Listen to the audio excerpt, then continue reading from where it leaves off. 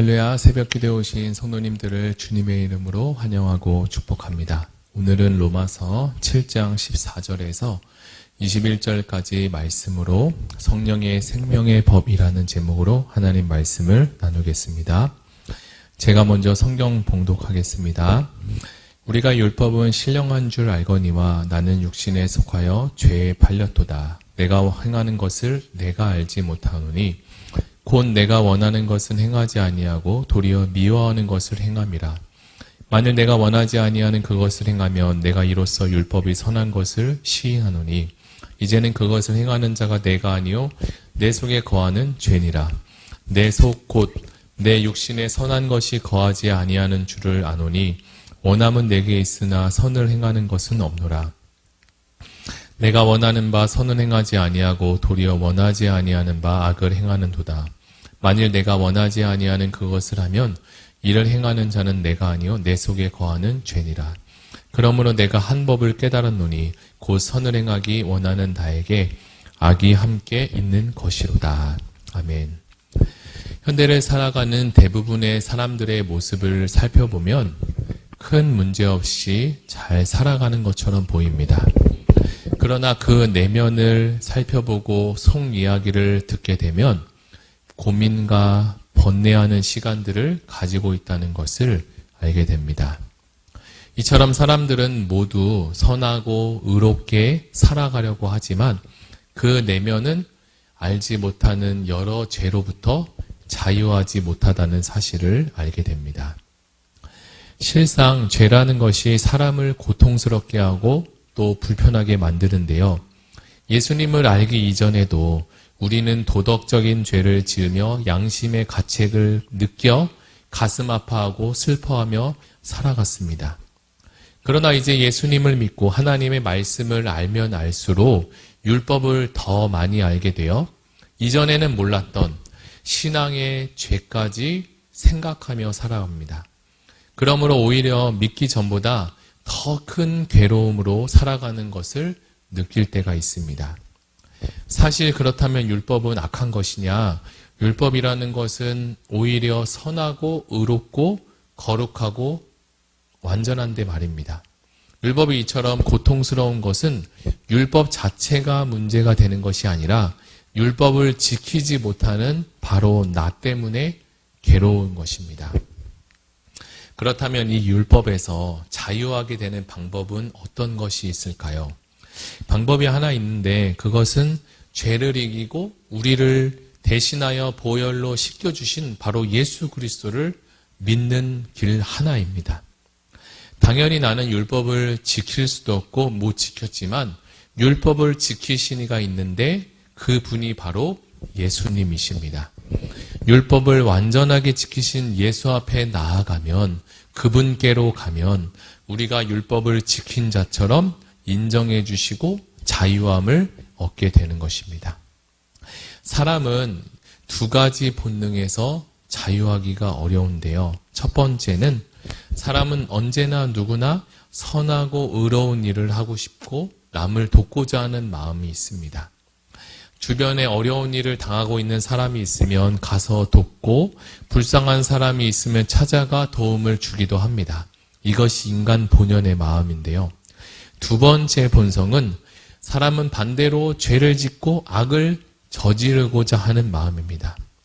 저희 가정에 두 돌이 되어가고 있는 삼둥이가 있는데 제가 이 두 돌이 되어가는 이 어린 아이들 봐도 제가 그 아이들에게 죄를 가르치지 않았는데도 스스로 죄를 짓는 것을 보면 더욱더 그런 것을 느끼게 됩니다. 옆에 있는 친구를 때리고 꼬집고 막 목살게 굴기까지 합니다. 사람은 이처럼 마음 한구석에는 다른 사람을 돕고자 하는 마음이 있고 또는 반대로 돕고 싶을 때 내가 내 마음대로 잘 되지 않는 때도 있습니다. 그렇다면 이 두 가지 본성은 다 하나님께서 만들어 주신 걸까요? 하나님은 태초에 인간을 창조하셨지만 하나님께서 인간에게 그러한 죄된 마음을 갖도록 부여하지는 않으셨다는 사실입니다. 하나님의 형상으로 아름답게 창조된 아담과 하와에게 사단이 찾아와 유혹합니다. 그리고 사단은 하와를 공격하고 다시 이 사단의 공격에 넘어가 아담도 함께 죄를 짓게 됩니다. 이때부터 인간에게 죄가 들어오기 시작하는데요. 죄가 들어온 이후에 이전에 없었던 악한 본성이 생기게 됩니다. 이 두 가지 본성은 예수를 믿고 신앙생활을 잘 할 때에도 끊임없이 우리를 유혹하고 넘어지게 합니다. 언제든 우리는 죄에 노출이 되어 죄를 짓도록 마귀는 순간순간 역사합니다. 예수 믿지 않은 사람들은 이러한 영적 전쟁의 원리조차 알지 못하고 죄가 죄인 줄도 모르며 살아갑니다. 그들은 그저 세상이 정해놓은 기준, 그 선 안에서 자신의 양심이 허락하는 데까지 도덕적인 범주 안에서 다른 사람에게 피해를 주지 않고 착하게 살아가려고 할 뿐입니다. 여러분들도 예수님을 믿고 나서 성경을 알게 되고 율법을 알면서 오히려 더 큰 자책감, 죄책감을 갖고 살아가고 있을 때는 없으신가요? 사도 바울은 그 마음을 우리에게 전해줍니다. 우리가 함께 읽은 15절 말씀을 같이 읽어보겠습니다. 내가 행하는 것을 내가 알지 못하노니 곧 내가 원하는 것을 행하지 아니하고 도리어 미워하는 것을 행함이라. 사도 바울이 예수를 만나고 영적 세계가 열리고 난 후에 오히려 죄가 더 많이 보이고 더 많이 느껴졌다는 사실입니다. 그래서 신앙생활을 더 잘해보려고 하면 할수록 죄책감은 더 커져만 갑니다. 죄인인 인간은 율법을 온전히 지킬 수 없기 때문입니다.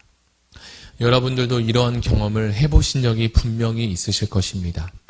주일에 예배 가운데 은혜를 받고 내가 이제 이렇게 살아야 되겠다라고 다짐하고 그 다음부터 말씀 가운데 도전하지만 그 도전이 내 마음대로 잘 되지 않을 때가 있습니다. 예수를 믿고 나서 죄에 대해서 이길 원함은 생겼는데 이 죄를 이길 수 있는 능력이 우리에게 아직 없습니다. 예수님 당시에 바리새인들도 율법의 완전한 자라고 스스로 떠들었지만 실상은 그들도 똑같이 율법 앞에서 죄인이었습니다. 그들이 자신의 실상을 보지 못하자 예수님은 형제를 미워하는 자마다 이미 살인했다. 그리고 여자를 보고 음욕을 품은 자마다 이미 간음했다라고 율법을 더 강화합니다. 바리새인들은 자신이 죄인인 것을 알지 못하면 결국 예수님이 필요 없는 자가 되어서 구원받을 수 있는 길조차 알지 못하기 때문입니다. 예수님은 그래서 계속적으로 그들을 향해서 죄인이라고 이야기하지만 그들은 자신들이 오히려 율법을 잘 지켰고 오히려 11조까지 완벽하게 지켰다라고 이야기합니다.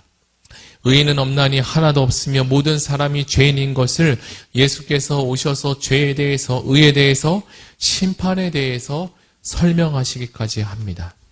이 세상에서 가장 복된 자가 바로 자기가 죄인인 것을 아는 자가 가장 복된 자입니다.